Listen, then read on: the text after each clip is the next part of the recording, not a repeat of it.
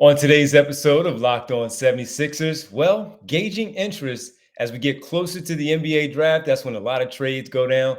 Gauging interest on your players on your current roster. It seems that's what the 76ers are doing. And the man who wrote the story is my partner. We're going to check in with him shortly, right here, Locked On 76ers.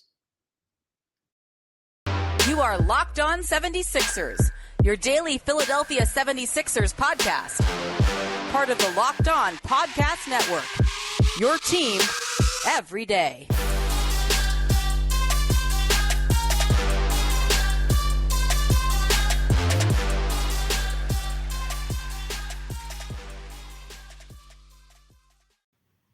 Locked On is partnering with Arcade 1UP to give away 3 free NBA Jam Shack machines. Stay tuned for later in the show to learn how to enter. What's up, D? What's going on, man? I think I want one of those Shack machines. We'll see what we can do with Locked On 76ers and, the Arcade 1UP, see what we can do. I might be interested in that. Am I eligible? I don't know. Let's see, man. They send us built bars, or they send built bars in the mail. Let's see if they send us 2 of those machines. 2 of them. Welcome. Yeah. You're Locked On 76ers. That's Keith Pompey of the Sixers beat writer for the Enquirer.com. I'm Devon Gibbons, 97.5 The Fanatic Radio in Philadelphia. And we have a lot to talk about. And before we do, we got to thank everybody for making Locked On 76ers your first listen every day. And remember, Locked On 76ers is free and available on all platforms, including YouTube, right here on Locked On 76ers. Well, Keith, this is now 7 days away from the NBA draft, and that's when a lot of the information just starts to really just funnel in. A really good stream of information just continues to come out. Some of it true, some of it not so true. With the NBA draft upcoming, and a lot of trades happening, free agency thereafter. So we'll get into that. We have to get into another draft profile that we have, and we'll talk about a trade that was already executed on Wednesday between 2 Western Conference teams. And we'll get into all of that to start off the trades. But J. Michael Green also started off the trade a couple of days ago. But that being said, you wrote a story that was very interesting. I know a lot of people picked up a lot of steam, obviously locally and nationally, as you reported in your story that the 76ers are at least gauging interest from around the NBA on some potential players on their current roster, including some key ones: Tobias Harris, Matisse Thybulle, Furkan Korkmaz, and Shake Milton, not to mention Danny Green and the 23rd overall pick, which we've already discussed. So what was very interesting to me was just that right now, of course, during the draft, that, they're trying to get feels out there to see what's there. Not meaning they're going to do anything, just simply meaning what's going on out there. So can you explain, everything that you wrote in the story? And if you will, also, who do you think would be most likely on the move if, in fact, something did happen by next Thursday's NBA draft? Yeah. I mean, that's good. 2 great questions. Now, let me explain it. I think you worded it greatly and wisely and perfectly, right? So anyway, here's the deal. What's going on right now is the Sixers know that the way that their current roster, the way it's constructed right now, that this isn't the roster that they have that can win a championship, right? So what they're trying to do now is they're calling teams. They're trying to say, hey, how do you feel about this player? This and that. It's like those preliminary discussions, so to speak. But the players whose names will keep coming up are, Matisse, Thybulle, Shake Milton, Furkan Korkmaz, Danny Green, Tobias Harris, and that pick. So what they're doing is they're trying, as a source told me, they're in the process of compiling information. And then basically, once they're ready to make a trade, or they think they have a trade, they know exactly what team to go and try to have discussions with. As they should. As they should. And what you're doing is you're trying to gauge and see if there's anybody on any team that says, hey, you know what? We really would like to have Tobias Harris. Yes, we're really interested in Matisse Thybulle. So that's what's happening now.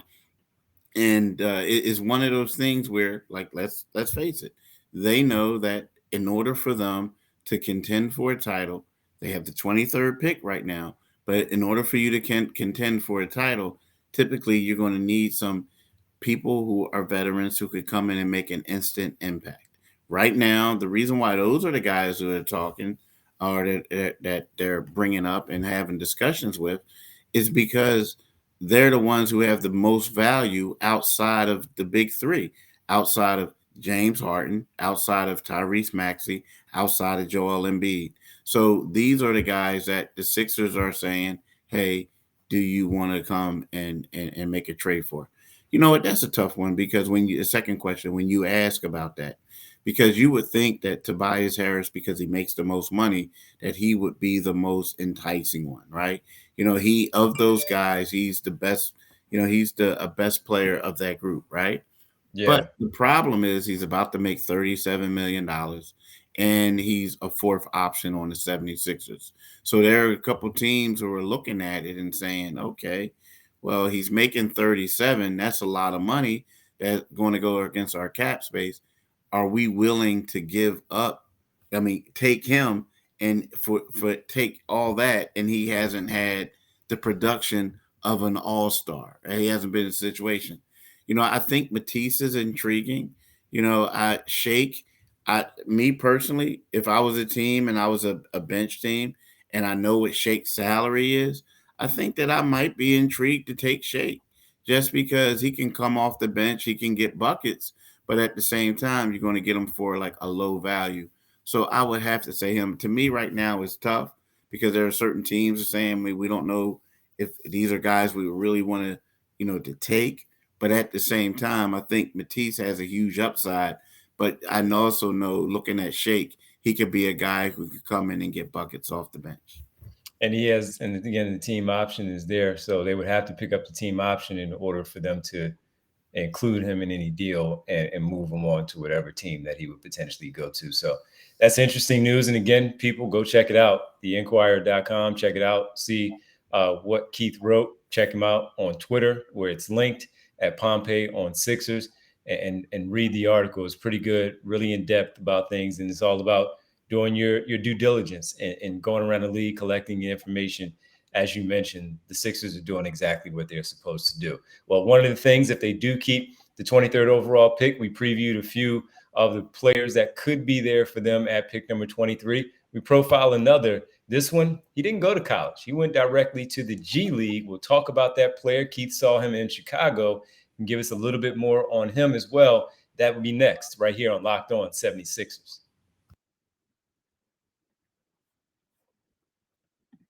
Well, got to tell you guys about my friends at Built Bar right now. And Built Bar, they keep adding different types of flavors. And right now, the mud pie. How about that one? Our friends at Built are always coming out with new amazing flavors, right? Well, this time Built has truly outdone themselves with the new mud pie flavor. And for the first time ever, Built is introducing the new mud pie flavor in both mud pie bar and mud pie puff.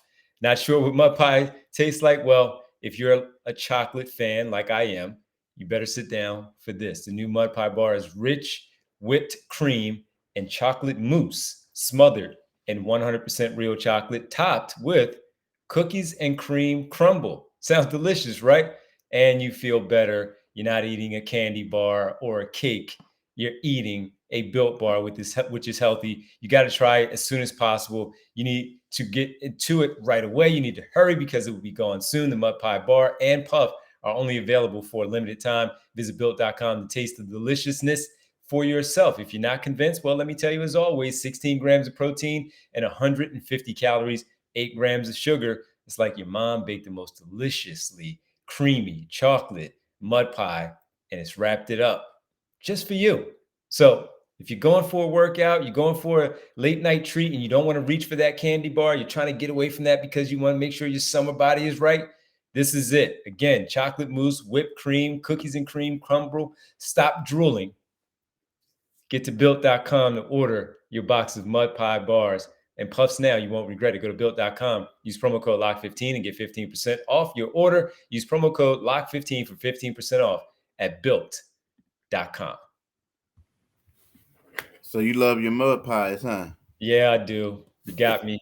They got me. You got me. I was drooling like the like I just said. So sorry about that, folks. Thank you for making Locked On 76ers your first listen. For your next listen, check out Locked On Now podcast. The nightly recaps of every NBA game with analysis from your local experts is free and available wherever you do get your podcast. Keith, let's profile a wing like we often talk about the Sixers need. And this guy went a different route. He didn't go to college. He went to the G League and the Team Ignite. One of the talented young players coming out of high school went to the different route to get ready for the NBA and the NBA lifestyle. That is MarJon Beauchamp, the young player again for Team Ignite. You had a chance to speak with him and see him in Chicago at the NBA pre-draft combine a few weeks back, and you came away kind of impressed with some of the things that you talked to him about, and of course read about him and getting your intel on him. So what do you make of MarJon Beauchamp? 6'6", young player, athletic, fits the bill of what the 76ers need. The question is, can he come in and play right away and contribute on a championship contender? Yeah, that's the major question. Like, can he come in right away and contribute? A championship, contender.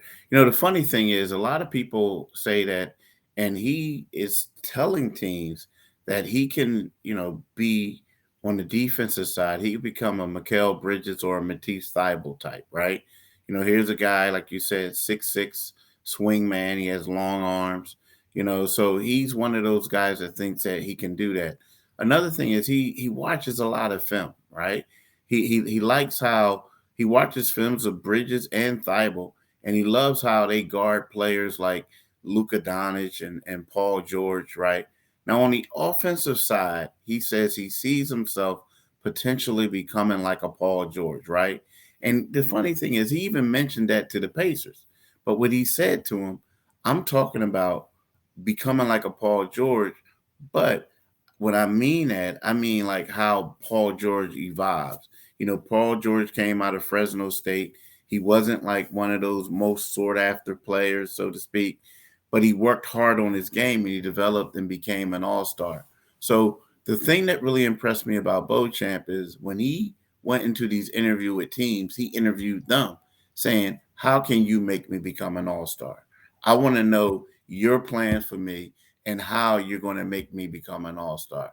So, I like that. Now, right now, what he is he's like a defensive player. He can guard, he can knock down a couple shots.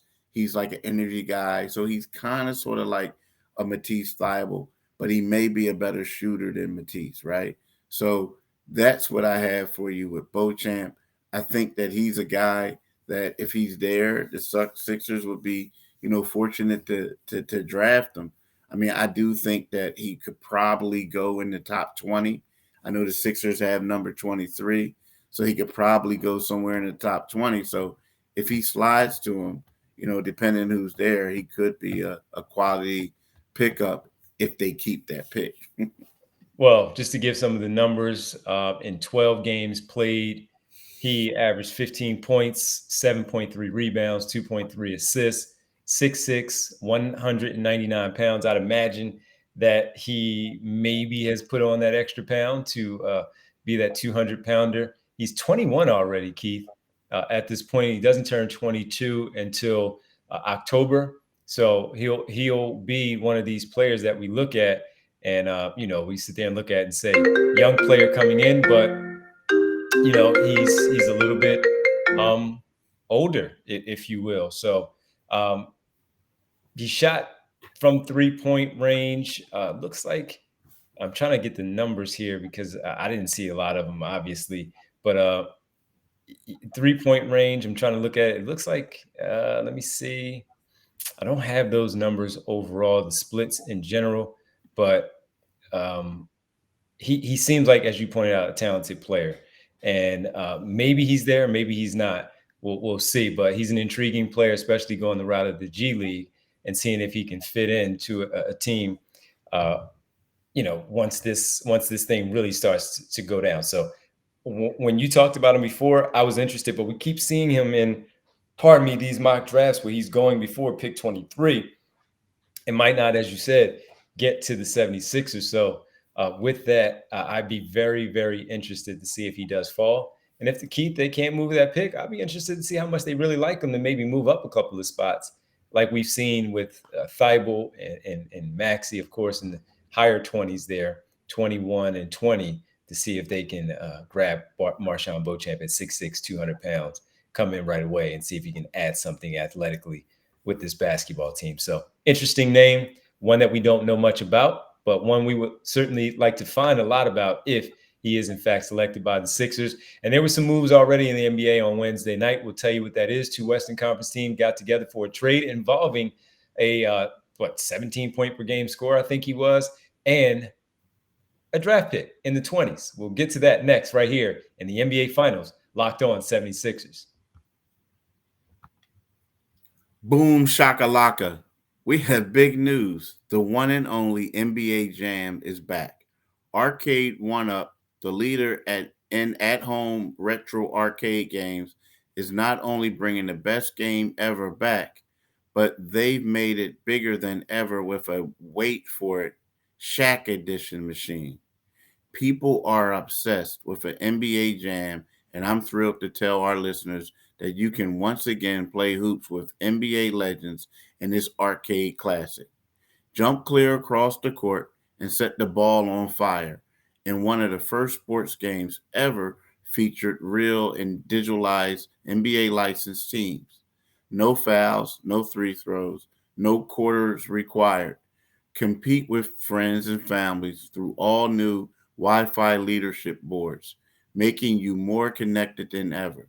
Pre-order now from arcade1up.com. That's arcade, the number one up.com for an estimated early September ship date. Arcade 1-Up is the one place for fun. They've got even more classic games like Golden Tee, Mortal Kombat, and many others starting at just $3.99. Check this out. They are giving away NBA Jam Shaq Edition to a Locked On listener. Enter for a chance to win game consoles for your man cave at arcade1up.com/locked on.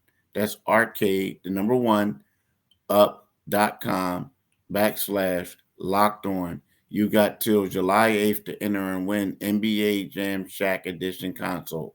Don't miss out. Enter today. Who are you going to play with? So, D, who are you going to play with? That's a great question because I was a big NBA Jam fan. I used to like to play with Gary Payton and Sean Kemp. That was fun. That was a good one. Yeah. Probably the best one. Yeah, so that was good. And yeah, so I know we work here, and it says listeners. I do listen to Locked On 76ers. I do listen to other Locked On podcasts. So we have to see if I and you qualify, if we qualify for this, because I would like to play NBA Jam on this new system with the Shaq Edition. So hey guys. What's up? I know, right? You like it too. Kobe would be nice. Don't you think? That might be the best one. Yeah. So reports came out from two national sources that the Dallas Mavericks and the Houston Rockets get together for a trade. Houston is sending Christian Wood, who had a big year for the Houston Rockets, to Dallas for Boban Marjanovic, Sterling Brown, Trey Burke, and Marquise Chris. But I think most importantly for Houston is also the 26th overall pick in next week's draft, Keith. So I don't know. As soon as this happened on Wednesday night, and I talked about it on the radio show, I had a caller call in who was upset that Christian Wood went to Dallas, and why didn't the Sixers get involved? So I think it's a good move for Dallas to add another talented piece. He can play both the 4 and the 5. A little slight for the 5, but he can certainly play it at times because of the small ball nature of today's NBA. He can stretch out. He can hit the open shot, play back to the basket. He is athletic. He can run the floor. We have a lot of history with him because he played with the Sixers during their rebuild, so I was around for that. The G League, he was with the 87ers and the Blue Coats a lot here in Philadelphia. So he was always a player that had the talent, very intriguing. But for me, I always looked at him as a guy who thought, while you want confidence from your player, I always thought he was better than he was. You know what I mean? And so for any Sixer listeners and viewers, I just don't know how he would have fit here next to Embiid, because he's going to want those touches. If he's starting and Tobias Harris is not a part of a deal, those three in the front court, while I get it, I can see it. He can shoot, he can score. Where does he get his touches? Is he going to be okay with minimal touches? Not the same type of volume that he may have gotten in Houston versus here. What do you think of that, Keith? Because there are people who want it. When you see anybody move, it's always your team, especially a championship contender. Why didn't my team go get player X, in this case, Christian Wood? Do you see where there could have been a fit in this case? And especially giving up that package, it's like they didn't really give up much to get Christian Wood, who can give you up to 17 points a game on average. Yeah, that's a tough one. I mean, I get it. Like you say, he could give you almost 17. I mean, he averaged 19, 1, 9, and 9.9 rebounds the last two seasons, right? The thing that concerns me about this one is that he's heading into the final year of his contract, 14.3. So they basically gave up all those players, and I get it, but they also gave up a first-round pick for a guy who could possibly walk if he's not happy with his role. Because let's face it, this is Luka's team. They have some other perimeter players. But, this is 14.3, which by today's NBA, I mean, believe me, for me, that's a lot of money. But in today's NBA, that's not a lot of money. Mm-hmm. And you're giving up a first-round pick for a guy with an expiring contract. Now, yes, they gave up these guys, like 4 players, Boban, Marquise Chris, Trey Burke, and Sterling Brown. But they don't make a lot of money. Boban makes they don't make a lot of money. But you're giving up 4 players, and you're giving up essentially a draft pick for a guy with expiring. Now, there are some people in Philadelphia that's upset, but here's the deal: like you said, they don't make a lot of money, but they make more money than what the Sixers have. And then, they're also looking at that pick. Like, I don't know, man. I don't really see Houston also trying to help out the 76ers either after Daryl Morey left. You know what I mean? I just don't see that happening. Secondly, like, I'm with you.